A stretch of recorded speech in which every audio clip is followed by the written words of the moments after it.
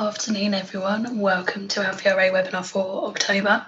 Thank you all for joining us today. It's great to see so many of you taking the time out of your day to join us. I'm joined today by David Anthony from Beyond Autism, and he's going to be speaking to us about supporting individuals with autism in the workplace. David is also joined by his colleague Emily Ross, and she's going to be answering some of your questions in the chat box during the presentation. My name is Kirsty Stokes, and I'm an occupational therapist, and I'll be supporting activities in the background for this session. Just some quick housekeeping before we all begin. For those unfamiliar with our webinar series, everyone has been entered into the session in listen-only mode, as it can become very noisy and distracting otherwise. You'll have the opportunity to be heard through any questions you pose in writing. Please add these to the chat box at any time during the presentation, and Emily will be there to answer them, and if there are any that we don't get around to answering, I'll relay these through to David at the end of the session. We'll approximately 40 minutes of presentation from David before moving on to any outstanding questions. During our session, we'd appreciate it if you'd be able to help us to publicise this and our future events by tweeting using hashtag VRA webinar. We aim to be finished today at 1 p.m. This session is being recorded for our VRA members only resource area on the VRA website, www.vrassociationuk.com. And as a member, you'll be able to access this presentation and slides within the coming weeks. Our past webinars are also available within the members only area.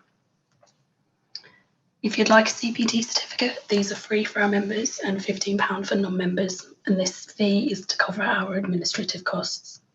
To gain a certificate, please complete the feedback via the SurveyMonkey link you will receive at the end of the webinar, and there is an option to ask for a certificate on here. The link for this will also be shared in the chat box. I'd now like to hand over to David to introduce himself and proceed with the presentation. So over to you, David. Thank you. Good afternoon, everyone. Hopefully you can hear me. Thank you to VRA today for having myself and Emily here to spend some time with you. Emily's in the chat. Emily is our specialist vocational advisor. So if you've got any questions regarding what we're talking about today, please feel free to drop her a chat message and she'll be able to get back to you over there. And also we should have some time at the end to go through questions. So I've been asked to present today on autism and the workplace, and the there we go, learning how to push along the slides. And I'm from Beyond Autism. We specialise in education for people with autism, and we have 5 strategic aims around what the work we do in education. So one of them is around increasing employability for our service users and learners. Built around that is resilience and confidence of families who support people with autism, and also the communities. And because we're working with school-age children, we have a focus around school placement breakdown as well. I'm just going to tell you a little bit about the context I'm coming to you today from, just so you can understand that where my specialism lies, and then why I'm approaching things in a certain way, and it might just give some context. But Beyond Autism is a charity which has been going for around 20 years. It was originally formed by a couple of parents of toddlers who couldn't find the provision they wanted for their children, and they set up a school almost in a shed on the site of a primary school in Wandsworth, which was a primary school. And from that, over the last 20 years, we've opened 2 schools, an early years project where we coach parents through the early stages of their children receiving a diagnosis and helping with communication, through to our post-19 service where we work with 19 to 25-year-olds, and also our outreach and training service, which is how I'm presenting to you today. My experience, I'm previously a head teacher of a special needs school for children specifically with autism, but also ADHD and dyslexia. Qualified teacher is my background. At the moment, I deliver outreach and training services and also head up our research department at Beyond Autism. So that's just a little bit of background of where I'm coming from today. The webinar, which is being delivered today, is split into 2 parts. The first part is very much around autism itself, how we approach autism, talk about autism, and some of the barriers. And in that is drop some strategies which people might be able to apply, whether you're an employer, an employee, or supporting people with autism. The second part is very much about those strategies, and we sort of go through some different areas which you might be able to apply in your work if you're supporting specific people. And hopefully at the end, we'll have some times for question and answers as well. So just looking at the national picture when it comes to employment and autism, the figures are pretty dismal and pretty dire. If you have autism, you're unlikely to be in full-time employment, which is a really sad statistic, with only 16% of people in full-time employment and only 32% are in paid work. Compare that to disabled people or people with disabilities across the UK, the figures are very stark. The most important information on this page is, when we're thinking about employment, is those two statistics at the bottom, and 60% of employers worrying about where they would get support for people with autism and worried about getting it wrong.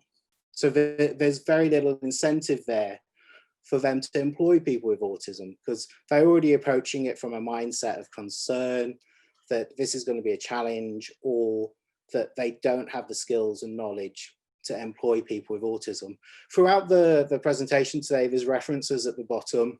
I've tried to drop in wherever I've dragged information from somewhere else, so you can see where it's coming from as well. Often a conversation we have with parents who have a child with autism is, this is often the case, is that they don't need to work, or I don't want them to work, I'm worried about them working, why would I encourage my child to work? And sometimes it's really important to remind ourselves that work is beyond just financial reward. And I'm sure everyone here today with your background understands that, but it's just good to remind ourselves that work can be part of a recovery and rehabilitation process. It leads to better health outcomes, and also can minimize the physical, mental, and social effects of long-term sickness absence, being out of work. For people with autism, it gives an opportunity to participate in society, build independence, and it's also a human right. Reduces poverty and improves quality of life and well-being. Some of the connections and networks we make as individuals are often built around our jobs and employment and where we work. I know when I turn up in the morning to work, if I've had a bad journey, then the first thing I do is you seek colleagues for comfort, or you make connections with people at work. And work is beyond just that financial reward. It's counsel, it's friendships, it's relationships, it's your personal development. And that's from an independent review from 2006. I've put in today a brief introduction around autism, because I think it's really important that we come from a foundation of the same understanding, or at least the same information. So autism is lifelong, and it's not an illness disease, and it cannot be cured. And autism is a developmental disability that impacts how people see the world and communicate with others.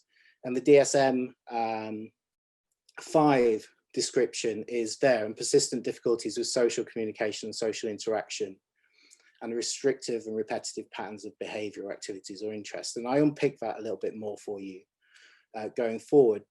1 in 100 people are expected to have a diagnosis of autism, and it's 5 times more prevalent in boys than girls, though that's often debated. And working in outreach and in schools, we're often seeing girls or females diagnosed much later in life than boys. At the moment, particularly the schools we're working with, girls being diagnosed around 12 and 13, whereas boys will often be diagnosed much, much earlier. That is some generalization there, but just from the experiences we have as a charity and service provider. So looking at what those difficulties might be perceived as or come across as, it's important to remember that autism is a spectrum. And people present in very different ways, and we all do as individuals, regardless of any diagnosis or where we're coming from. And we're all different based on our lived experiences. But people with autism have their own strengths and their own weaknesses. And it's really important that some of these difficulties are only for some people, and only some of them may share them. But the key 5 points there: social communication, social interaction challenges, repetitive and restrictive behaviors, overall undersensitivity to light, sound, taste, or touch, highly focused interest or hobbies, and extreme anxiety around some of the challenges which we're going to explore today. On the left, I've put the DSM-5 diagnosis structure, because I thought that might be of interest to some people to understand how autism is diagnosed and what people are looking for when they're being diagnosed. But as I say, with it being a spectrum and presenting very differently in lots of different individuals, it's really important to not make generalizations when describing autism or looking at people who need support. Sometimes it's quite often to describe what that spectrum is like for people with autism when you're talking to other professionals, and the DSM-5 breaks down autism into 3 levels regarding how much support they may require.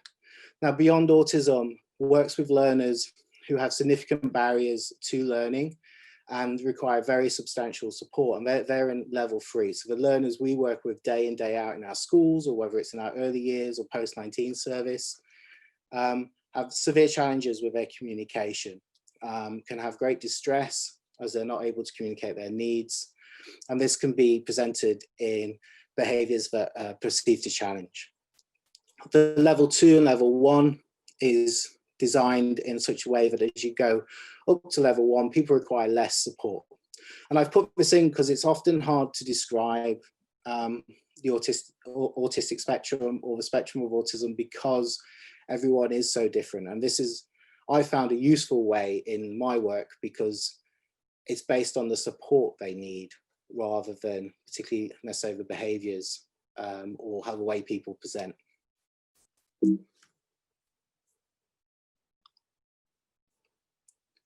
One of the key challenges regarding autism is the fact that it's a hidden disability.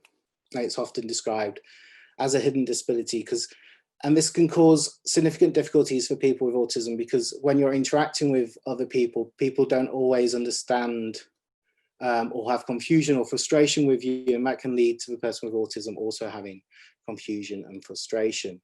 People don't necessarily understand why people are struggling to communicate, because it's not seen. You can't see autism. And the key point I'm going to reiterate again throughout the presentation, that everyone with autism is different, and that we strongly advocate a person-centered approach. So whenever designing or supporting any, whether it be work support or education support or care support, has to be person-centered, with the individual being supported in the middle. Their voice is the most important, and we need to facilitate their voice and their needs and their choices. And not every person with autism will have the same weaknesses or strengths. We, as a society, can make sweeping generalizations that everyone with autism is brilliant at maths or brilliant at drawing, sketches and reproducing images. So it's really, really important to know that not everyone has the same weaknesses and strengths, just like I don't compare to Emily, and Emily doesn't compare to me. We all have very different strengths and weaknesses, and that's really important to remember when we're designing support. One of the hurdles often is, how do we talk about autism? Obviously, always respectful. A piece of research done in 2015 and published in 2016 looked into how people with autism would like to have their diagnosis talked about or described, or how do you say someone has autism, or people with autism, or autistic person. So that can often be a challenge and a barrier. One thing they did find was that people are moving to more assertive and positive language when talking about autism. There were strong views against classic autism. What does that mean? remembering that everyone with autism is unique. It's important we get individuals' view on how people want to talk about their autism. So if a person can explain how they want to talk about their diagnosis, it's really important to get their view. And we'd always advocate asking that person, how do you describe your diagnosis? How would you like me to talk about that? Our organisation, we use the child or person first, and then with autism. We do that because lots of our learners are not able to communicate or comprehend the question we're asking around how they want it to be described. Also, autism for them has a very significant impact on their life and freedoms and ability. So we do that because we don't want them to be marginalized. But people who do have the comprehension should definitely have the choice and be able to know how they want to talk about their autism. And often when working with someone for the first time, that's one of the first things to sort of explore, and how they feel about their diagnosis and how it impacts them. The education sector largely uses first-person language across the board. So one area I'd like to talk about is communication. It's more than just expressing your needs and wants. Communication is definitely a two-way process. So presenting a webinar feels very much like a one-way process, but communication is a two-way process, and it's a message and confirmation of receipt. So the person has received the message and you get confirmation from that. It involves understanding and expressing. So understanding what the communication is and being able to express. What we do know from research that over 50% of communication is non-verbal. So only 7% is your spoken words. Your tone of voice and how you communicate is 38%, and 55% is that non-verbal. So your body language, the way you use your facial expressions, for example. This can prove quite challenging for people with autism. What's important to understand is that receptive and expressive languages are two different parts, and people can often struggle with either one or the other. So receptive language is about the ability to understand verbal or written words, sentences, and meaning. Receptive language abilities of those with learning difficulties are often under or overestimated. So when we're communicating to people, particularly in our sort of school environment, we often receive the acknowledgement or confirmation that they think we want. So they'll often nod or smile or agree, which isn't necessarily meaning that they've understood what we said. So we can overestimate or underestimate the people we're working with. So having a real understanding and putting in place opportunities to confirm what you're saying. So reparaphrasing or asking people to explain back to you what you've said or trying to get across. Expressive language is the ability to take our thoughts, the things we're thinking about, and being able to communicate that to someone else, whether that be verbal or written words or sentences. Those with learning difficulties or disabilities can often need more time to think about how they want to organize their language and get across their message to you. Difficulties in receptive and expressive language can lead to anxiety and confusion. You can see that if you've got something you want to say and you're trying to get it across to somebody and you can't find the words you need, that can lead to a lot of confusion. But also if people are talking to you in such a way which is too high or underestimating your ability, that can have a real effect on you as a person, particularly if people are patronizing you and actually your understanding is much higher or the opposite. So getting to know who you're speaking to and supporting is really, really important.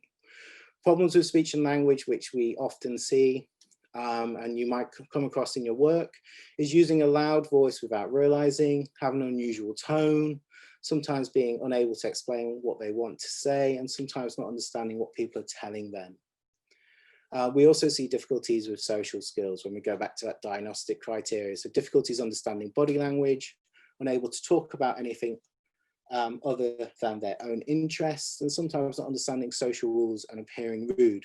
And there's certain things I can talk about till the end of time because I'm incredibly passionate about them. but we pick up on social cues around us and from the other person when they're starting to lose interest. Some people with autism find this really, really challenging to realize that actually, okay, I've maybe talked about my favorite film a little bit too long, and the other person is losing interest. So some of those normal social cues and rules that we pick up from other people when we're communicating are not there for them to respond to. Something that's really important, particularly where we're supporting other people, maybe advocating for them or facilitating them through whether it's their education or work, is creating this means to communicate. Communication, dialogue needs three things to happen, which is mean, reason, and opportunity. So the means I'm communicating with you today is through Zoom. The reason is I'm talking to you about autism and employment. The opportunity has been provided by the VRA. So they provided this space and an opportunity for me to talk. All of us need those three things when it comes to communication, when we're expressing what we want to say. Having the means to communicate. Many people with autism have to develop alternative means to communicating. So whether that's signs, symbols, gestures, body language, pointing to different items. In our work, we use a lot of objects of reference. So if a person wants their lunch, we'll often have a fork or a bowl which symbolizes lunch, and they're able to communicate that they need lunch through that means. And also picture exchange communication, using pictures which symbolize different motivations or different wants or needs. And they exchange a picture with the person who's able to provide that. And like I say, reasons, wants and needs, having our needs met. Also, in here, it is incredibly important, our choices and preferences, what people with autism want, how they want to work, who they want to work with, who they want to see, and making sure that their communication tools facilitate those needs and wants, particularly around feelings as well. Opportunities, creating spaces for people to communicate. And if we're thinking about the workplace, this is incredibly important. They might have the means and definitely have the reasons, but actually creating spaces where people with autism feel like they have the opportunity to communicate is incredibly important. What we use in our internship program at Beyond Autism is job coaches, and really, really tight line management. So lots and lots of opportunities to share what they need, how things are going, what they've really, really enjoyed, what they've learned, but also that opportunity to discuss challenges. And when they know they have that particular space and time to talk about things, it makes the reasons and means much more able to be communicated to the people who need to know.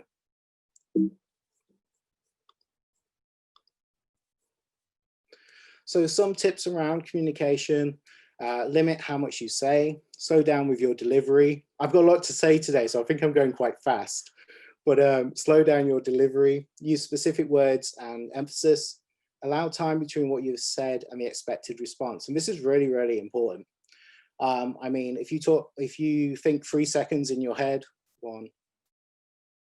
that's not very long at all. So, if you're communicating with someone who needs much more time to process, think 5 seconds or longer before you're expecting a response, particularly if you're asking something which requires some time to sort of debate or think.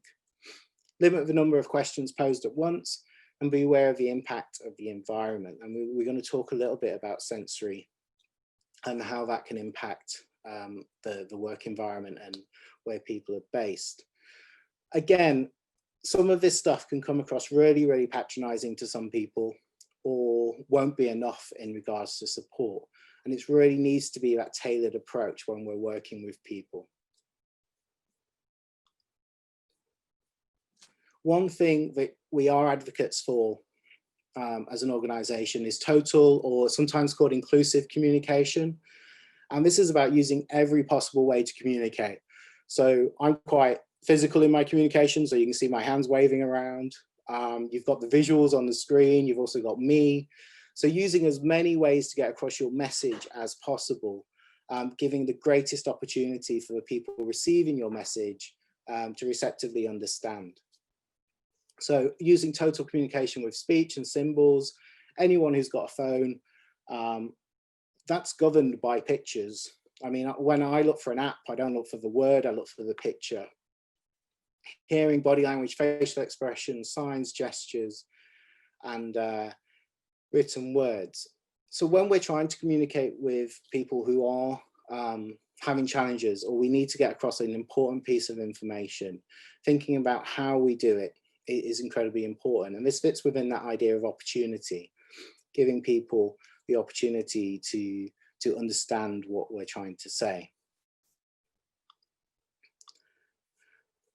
So sensory needs are an important factor when working with people with autism.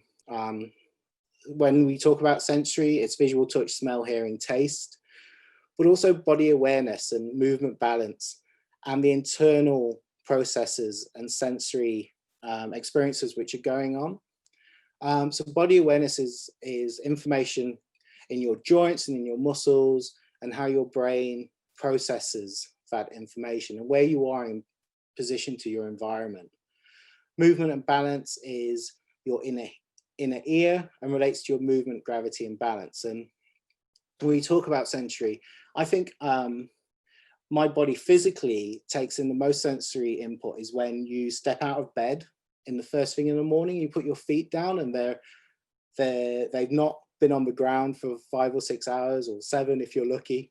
And that feeling, that sensory input when you first put your feet down, and that body awareness and where you are in that space, that's kind of the type of thing we're talking about here, is where your body is in proportion. When we talk about sensory difficulties, this is about information going into the brain, and it doesn't get organized into what we'd consider appropriate responses. Instead, it's perceived or responded to quite differently. So you could be less or more sensitive to sensors, stimuli. So if you're more sensitive, things are going to feel like a lot. So if you're hearing a sound, it's going to feel much louder. If someone touches you, it's going to feel much more firmer, possibly. Particularly children who are more sensitive tend to respond in 2 ways. They stay away or avoid things, so they have a very active response, or they can have a passive response where they get upset, and it can be quite emotionally distressing. More sensitive can look like avoiding touching other people, putting our hands over our ears, becoming overwhelmed in busy environments, avoiding certain foods. So we often encounter learners in the first, or service users at first, who have very limited diet, which is absolutely fine if that's what they want to do. In education, we also have the need to provide new experiences as well. So we'll always introduce new foods from time to time to try and get their range of opportunities and choice. Refusing to let someone touch their hair. So hair cutting can be quite traumatic and quite a difficult barrier to overcome. People who are less sensitive, so a lot feels like a little. So this might relate to pain as well. So we talk about pain thresholds and actually how we all feel pain. And a lot of pain, what I would consider a lot of pain, might not feel very much to someone else. So these people often seek out sensory input and much more active, exploring their environment, whether it be light or touch, and may appear dreamy or spaced out, so they can have a passive response as well. So it's really important to have these considerations when we're building up support and working with people with autism. Less sensitive might look like missing information, so not noticing different colors or different particular pieces of information. Might want the sensation of chewing, or might appear quite clumsy, so crashing into walls or people, staring outside or looking at nothing for long periods of time, looking at screens very closely, listening to music very loud, and eating a range of bold foods. So quite the opposite to what we were talking about before. When someone is seeking out lots of sensory information, that person can become overloaded with information. And it's described as a person's brain is being overloaded with more sensory information than they can process at one time. That each person's capacity for how much sensory information they can process before they get overloaded is different. And this can lead to people becoming quite upset or overwhelmed. and needing support. So difficulty focusing, irritability, restfulness or frustration, stress, anxiousness, fear, and difficulties with breathing. And we see all of these when someone becomes quite dysregulated. It's again, this caveat with all of this is not every person with autism will experience sensory input in the same way. Individual experiences will vary. For example, when a person is tired, sometimes may become more sensitive or significant. And also, as people get older into adulthood, their sensory needs can change significantly. So just because a person's presenting right now with these needs doesn't mean that is long-term. It can change. So how do we go around supporting this? So it's about adapting us, the people who support those people, but also the environment to meet that person's needs. So providing headphones in loud spaces or opportunities to have breakout spaces. Also movement breaks. So at the moment, so many of us are working in this type of environment, whether at home, at a computer screen for long, long periods. So implementing things such as movement breaks where someone can get up and exercise and split up their break throughout the day, or get the food they need or the drink they need, just to be able to seek out the input they need. In school, we often call those sort of things sensory diets, where things are put in place before activities begin or after activities throughout the week, which really, really help to regulate. Some consistent approaches we can all do, and I think this probably helps everyone, regardless of autism or not. Don't spring surprises. I hate surprises. Don't touch without consent. That's a good one for everyone to follow. Slow down and pause. Create or find a calm, quiet environment. We all need that time where we just need to escape, whether it's to go and get some fresh air. But with people with autism, it needs to be a very specific place that they know exists and they can access. It's not enough saying like, oh, you can go out for 5 minutes if you need to. People with autism really appreciate knowing where that place is, that it's going to be a safe place and it's going to be their space when they need it. Always explain first, then do. Training can often be in a modeling approach. So demonstrating and having something happen in front of people, or getting that person to do it as you do it. Often it's better to just explain what's going to happen first, go through the stages, and then do what you're going to do. One of the things I want to talk about today, which I think everyone who supports anyone with difficulties should be how they should be approaching support, and it's a person-centered approach. So whether this be education or work support, what we advocate for is a plan that that person has the voice in, and it's their plan that they're at the center of, and everything else is built around them. They're at the center of their needs. And this can be really helpful when we come to things like reasonable adjustments or finding ways to support people into employment. It's not an assessment, but it's a way of building a picture of that individual and their life, and the fact that they have an opportunity or avenue to best express how they want their needs met, but also what their aspirations are and their outcomes. So at the center of the plan should always be the individual, and wherever possible, they should be contributing and voicing. It's the professionals or the people who support them or the employer is second in this. It's very much about them, and breaking it down important to and important for, and really being able to distinguish what those two things are. So what's important to me? Important to me is going, I don't know, having opportunity to read my favorite books. Important to me is spending time with my family. Important to me is being able to do some art. All of those things, all my passions, all of my interests. The important for is how do we make all those things happen?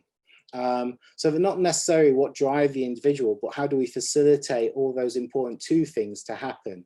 We can apply this to the workplace. So it's important for me in the workplace to have my own desk, my own chair, what's adapted to me. That's important to me because it makes me feel comfortable. It's important to me to feel comfortable at work, and how we're going to do that is through that equipment. So it's important for me to have that chair. So building up this picture of what support can look like. On our website, we have some person-centered planning tools. This is just 2 pages I've taken from there. This is really specific, and if you're designing a plan around someone, you might not have all of these different areas. Snack and lunch routine, or break time lunch routine at work, is really, really important, because some of those, knowing if it's your turn to make a cup of tea for your colleague, or are they going to make you a cup of tea, or if someone's going to the shop and they say, do you want anything from the shop? How do you communicate with them that you don't, without not wanting to upset them? Or if you're going to the shop, do you have to buy everyone their lunch? All these misconceptions and misunderstandings about the workplace and how it works, and all those things that we take for granted can often be a real challenge. So understanding snack and lunch routines, but also what does a good day look like for me? And what are good times of day for me? So if you catch me in the morning, you're going to get a lot more work out of me than you are in the afternoon, that is for sure. But we all have those strong times where we prefer morning people, not morning people, etc. So getting down all that information helps building up a picture of how we can support individuals. This was a really basic profile that we used for someone on our internship program. So it can be as simple as this, just picking out those key information about how they can contribute, how they can apply themselves to a role, what sort of duties are best suited to them, and how they show that they're engaged and actually enjoying it. So what I want to move on to, I'm just conscious of the time, is the strategies and sort of thinking about reasonable adjustments in the workplace for people with autism. And I'm sure lots and lots of you know this information, but when making a reasonable adjustment for people with autism, you might find it best practice for all employees. So whatever you put in place for one person, actually, we should be considering that for everyone, because actually it might improve life for many more people than just the person we're helping. There's a duty on adjustments being made, and it's about providing equality rather than an advantage. And I think often making sure the whole workplace understands reasonable adjustments in the context that it's not about someone having a leg up or a step further. It's actually about equality and everyone being able to do their job the best way they can. What I want us to do is think differently about reasonable adjustments, and approaching managers or people about reasonable adjustments. And there's often, I like to ask the question, well, why not? Why can't we do this? Why can't we have a go at doing this? And it's a really good question to ask, because actually the reasons for not doing things are often quite superficial and quite immediate reaction. So drilling down when we get a no is often a really good thing to do. And why not's a really good question. Why can't we do it this way? Just because one thing's been done this way all of the time doesn't mean we can't change it. What I'd like to do is, so looking at recruitment and sustained employment. So thinking a bit differently about each of these two things, and starting with recruitment and the job advert. And how do we actually advertise for jobs to get the greatest inclusion and diversity we want from our recruitment process? Thinking about where the job is advertised, how much images and words are used, the type of words we're using, how we position the job in the market, but making the job advert itself as accessible as possible, and having on there, if you've got more questions or you want to explore this role further, someone they can speak to either in writing, on the phone, or in person, as much as we can at the moment, but making that job advert as accessible as possible. And then the application process, and Emily and I were recently contacted about the application process, and actually someone was applying for a job in an organization, and that organization had to respond to an applicant asking for help filling in their application. They weren't quite sure how to respond. So making sure your application is accessible. Something we've started doing at Beyond Autism for some of the internal roles is actually send us a video or an audio or provide the information in any way you want, as long as we get the information. The information is the key bit, not the actual process. And just looking at how people apply for jobs in the first thing, because these can be the first barriers to actually having a job. And then the interview, and Emily and I are always talking about different ways of running interviews. And actually, even with our own internship program, I think the list is endless of different things we could do at an interview. One of the things we're moving towards, though, is sort of on-task assessments or on-placement interviews. So people come in and do the job for a couple of days. And you review what they can do, what their strengths are, and actually giving them an opportunity to demonstrate what they're capable of, rather than having 25 questions in a panel of 3 people, where we know people with autism have social communication difficulties. This isn't going to be a fair, or we go back to equality. It's not going to be that approach, is it? So providing the best way we can assess people for a job in the widest possible sense, and just being creative. And it's like, why can't we do this? And why can't we do it that way? Thinking about sustained employment. So how do we keep people in jobs?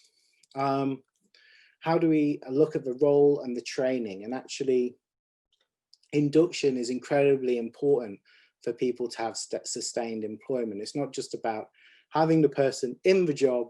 It's about how do we nurture that person and that long-term opportunity and success. So looking at how the role is constructed, does the role need to be these certain qualities? Can we adjust it? Can we carve up that job a little bit differently? We've got someone else who's really good at this.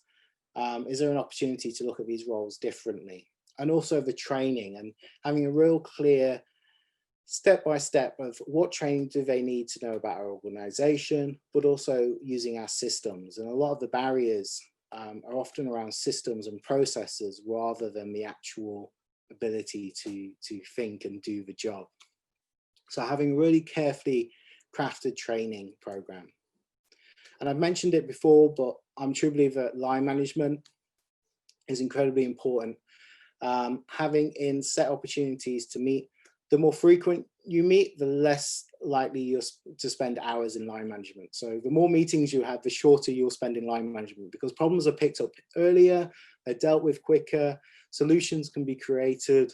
So shorter line management meetings more frequently. Ideally having a space or opportunity, as we talked about, for communication at least once a week, and having a really clear person who we can go to for line management. It will solve a huge amount of difficulties and make that person who is the employee feel much more comfortable in what they're doing. Day-to-day activities, making sure that people understand what the expectations are, having really good, where we are, because we work in education, we love rules. So real clear code of conduct and what's expected, start time, finish time, and explaining quite explicitly where the flexibility is. Because we know people with autism, many people with autism like structure and consistency. So actually knowing where there is flexibility. So on a Friday, you can finish at 4 if everything you've done is done. Knowing that and then being able to feel empowered to make that decision, and the criteria for that is really, really important. The things we take for granted. And then travel. Supporting people with travel. If you're in London, I'm based in South London, it can be quite overwhelming even for me to travel in rush hour. I have to say at the moment it's not, because public transport is pretty empty. There's different concerns now, but in the height of rush hour on a typical normal London day, that can be really overwhelming. And if we're expecting people to travel in at that time, why can't we change the hours? Why can't the hours be different? And it goes to that question of why not? Why can't they work at home for the first hour of the day and come in? What we promote with our internship is that we want them to have as much contact with other people, because part of it is developing those working relationships. So we do encourage the people we support on our employment programs to be in the workplace as much as possible. Obviously, that's a little bit different at the moment, but travel and considerations around travel should be a conversation we're having in the workplace in those line management meetings. One of the other things I would say is if any of us are expected to attend meetings, one approach to do is contracting. So the chair of any meetings, just setting out like what the expectations are for that meeting can be really, really helpful. So if there is any other business, we do that at the end, please. If you have got something to say, please wait and ask your questions at X amount of time. So contracting meetings can take 60 seconds or even less, just laying out what the expectations are of that meeting, what the agenda is, what contribution level you're expecting. Some meetings are just about delivering information, others you want people to respond, and making that really clear at the start is really, really helpful in people understanding what's expected of them. I know we get the best out of people when we've been clear about what we want from them. So contracting meetings is a really good thing to do. Looking at the interview in more detail and things we can do, seeing questions. Emily and I are big fans of sending out questions before interviews. You're going to get the best responses. It gives people time to think. You know, I know in our roles sometimes you have to think on your feet, but actually having time to hear the best of people and getting the best possible responses is a real positive thing. Work trials, which we talked about, giving people the opportunity to come in and demonstrate what they can do. Extra time, really, really low cost intervention we can all do is just giving people more time, giving people our time, and the benefits of that are immense. Allowing people to bring their job coaches. So if they do have a job coach, like we do with our interns, bringing them along. You know, where I've had job coaches involved in interviews in the past, they've not really said anything. They have literally just been there for moral support, and just provides the candidate with that opportunity to know that there is help there if they need it and they know who to go to. And then minimizing sensory overload. So if it is a face-to-face meeting, thinking about the environment and how that environment looks and the type of lights, distractions outside. Are you interviewing on a main road, like your office faces a main road? That could be a real problem. So just taking some time to think about the environment and what it looks like. And all of these things should come out of that person-centered plan. So what's important for that person to succeed? How can we put in things in place that make the best possible outcomes? I'm really conscious of time, but I really want to finish. So I'm going to keep going, and hopefully Emily's answering the questions in the chat for you if you do have questions at the moment. In the workplace, having really clear instructions. So one of our interns, we spend time writing out all of the instructions we want for that job. And at first it feels like this huge task where, okay, I need to write out how to do this job. But actually, as that person becomes embedded in your organization, you need to provide less and less written instructions because their knowledge is increasing on your systems and your processes. So actually at first it may feel overwhelming that I need to write out a step-by-step, we call it task analysis of how to do something, but actually in the long term that's going to be hugely benefit other people because you can reuse them as well. Setting clear criteria around what you're asking for. Consider how instructions are presented. I talked about modeling a task, but explain it first, explain what you're going to do and then show, or use visual supports. And, you know, where you work with any piece of machinery, there's always the posters of the visuals and stuff. And that's there because it's total communication. It's communicating how you do something. So where we can do that, it's really, really helpful. I have to say, I need a visual guide to use our online system at work because it's so complicated. So having the breakdown where you press on this picture or this icon in SharePoint, you can do this. That's really helpful to me. So what's helpful to one person will be helpful to lots of people. And creating task lists. So if a person has several things to do in their day, it's nice to have them listed out for the person. If you can, it's helpful to have some sort of time on there. So this should take you up to an hour. Just let that person know that they shouldn't be anxious about how long it's taking if that's not something you're concerned with. but having a task list. And also it's quite reinforcing, quite rewarding to, I know I've got a whole list here of things I need to do at work. So it's quite nice being able to tick them off and work your way through. And you can see your day has some order. If someone's working in the office, use Outlook and schedule in all of the activities, what you need to do that day. If you're the employee, you can schedule in from 9 till 9:30. I'm doing emails, then I'm doing X, Y, and Z throughout the day, scheduling lunch in, and those movement breaks if they need them. So there's lots and lots of tools and equipment we can use around reasonable adjustments. Contracting, I've talked about. I'm a real big fan of contracting, particularly if it's the first meeting or first time you're running an agenda. Really, really important. We're in this virtual world where presenting this feels like I'm just presenting to my computer. It's very, very strange. So knowing whether people should have their cameras on or off, it just takes all the anxiety out, doesn't it? If you know that you're expected to be on camera or you're not, it can make a huge difference to some people. And also we're invading or exploring people's private lives with all the background, and you can see people's homes at the moment. So understanding what level of people's, what they're comfortable with is really, really important. And particularly people with autism, knowing what's expected, I guess, is really, really key. And I've talked about regular feedback as well. So it's one-to-one sessions, having the opportunity, and I swear, the more you have of them, the more likely they're to be shorter, and you'll spend less time in line management because problems are solved so much quicker. Extra time, quiet space, we've talked about. Buddy systems. So we operate this throughout the whole organization anyway. So if you have someone new in your organization, they have someone who's not their line manager, but someone who does the job, and they can contact or go up to and go, how do I do this? Or where's the toilets? Or where's X, Y, and Z? And just knowing that that's the person you can go and talk to if your line manager is not available, because often that's the case, they're not.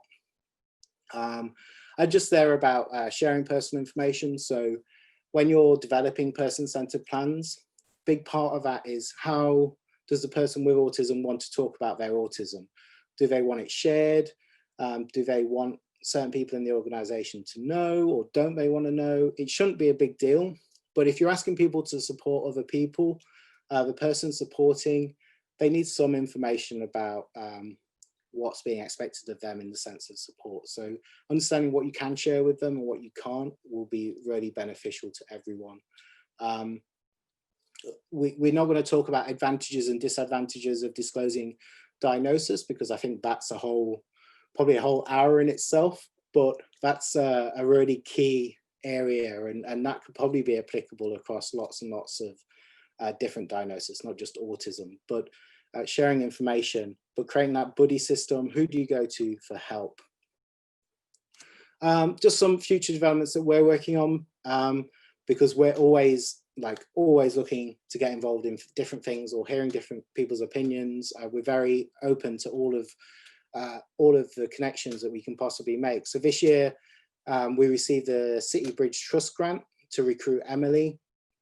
Emily's titled as Specialist Vocational Advisor, and she's established an employment committee which has people with autism, some of our teaching staff, some of our fundraisers, some of our governors. It's a wide catchment of people. And what they're doing is basically auditing everything we do around employment. Does it make sense? Is this the right approach? And part of the project Emily's working on is a toolkit for stakeholders. The toolkit will be launched next year, but the idea is that it's a one-stop document or website where people can go to and be signposted for information on autism and employment, access resources, and understand some of the legislation around employment and what people need to be providing, and actually what they should be providing, just because it's the right thing to do. Well, that toolkit's going to be written over the next year. Emily's already started, and that's with our speech and language therapists, occupational therapists, teaching staff, behaviour analysts, and I'm sure I'll be involved at some point. So over the next year, we're writing that. So we'd love to be able to send that out to people, get people engaged with that project, And also this year, we launched our paid internship program. We've got 2 candidates. We've got Martin and Alex who work for us, and we're looking to recruit 6 from next year. So if you do have people you're supporting people with autism looking for employment, we're going to be launching that around February for our recruitment process for the following September. So please do look out for that. I think this is the last slide. It is, that's my name and my email address. I'm also on LinkedIn, which I've been told I have to use. So I'm on LinkedIn. So if you want to get in touch with me on LinkedIn, I am on there. But also you can email me or connect with Emily and myself through the Beyond Autism website. And there's loads of free stuff on there. So go check it out. There's podcasts and all sorts of resources. But I think that's me done for today. I think I've pretty much got like 5 minutes left. So I don't know if Kirsty's there to help with the next section. I am still here. Thank you so much, David. That was so interesting. I've been scribbling notes left, right and centre. So I, for one, am appreciative that it's also being recorded because I will be listening back. Emily has been very kindly adding some comments to some of the queries, and there's been a bit of chat going. If anybody does have any other questions, then please pop them in the chat box and I can either relay them to David or Emily might be able to answer them as well. But if we do run out of time, what I will do is I will collate them all, send them through to David and Emily, and then we'll get something on the website as well. What I will say is we're very happy to follow up with people after today, so please don't be shy. You can just send us an email. We'll be very happy. Appreciate it, thank you. At the moment, we'll give them a couple of minutes to see if anything comes up. But for just for everybody who's listening at the minute, just as a reminder, CPD certificates they can now be requested via the feedback form, and the link has been put a couple of times in the chat box for you. So please do take a moment to complete that, because we love to hear from you and how you found the sessions, and as well as some ideas for future webinars. We're always on the lookout for new presenters and topics. And we've got the VRA Awards happening in a couple of weeks' time. It's scheduled for Friday, the 6th of November. And we're going to be joined by Professor Kim Burton, celebrating the work of vocational rehabilitation, our finalists, as well as looking to the future. Registration for this webinar is open at the moment, and it would be great to see you all there. And our next webinar in our usual monthly series is scheduled for the 24th of November. We're going to be joined by Blanca from Nottingham University, and she's going to be presenting a session entitled Preventing Job Loss for People with Multiple Sclerosis, and this is going to be based on her ongoing research. Registration for that webinar should be opening soon.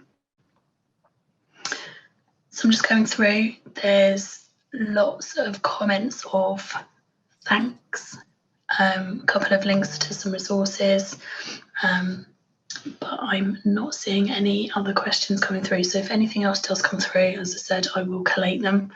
But once again, I just wanted to say a massive thank you to David and Emily for joining us today. And it's also been lovely to see so many of you joining on the webinar. So thank you everyone for joining us. Take care, stay safe, and hopefully see you all soon.